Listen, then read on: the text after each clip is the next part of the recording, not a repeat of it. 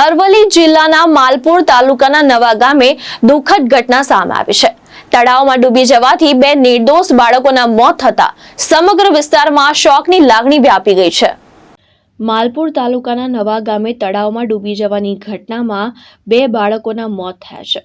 ઘટનાની જાણ થતાં જ બાયડના ધારાસભ્ય ધવલસિંહ ઝાલા તાત્કાલિક સ્થળ પર પહોંચી પરિસ્થિતિની માહિતી મેળવી હતી અને પીડિત પરિવારને સાંત્વના આપી હતી।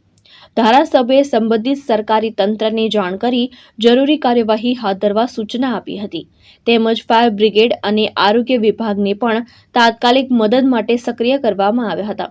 બાળકોના મૃતદેહને બહાર કાઢ્યા બાદ ધારાસભ્યએ જાતે હોસ્પિટલ ખાતે હાજર રહીને પોસ્ટમોર્ટમ પ્રક્રિયા પૂર્ણ થાય તે માટે દેખરેખ રાખી અને પરિવારજનોને જરૂરી સહાયતા પૂરી પાડવાનો પ્રયત્ન કર્યો હતો।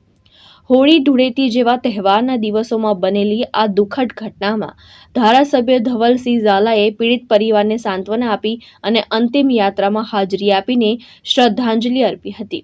આ ઘટનાથી સમગ્ર વિસ્તારમાં શોકની લાગણી વ્યાપી ગઈ છે। જયેશ પટેલ, દ્રષ્ટિકોણ ન્યૂઝ, માલપુર, અરવલ્લી।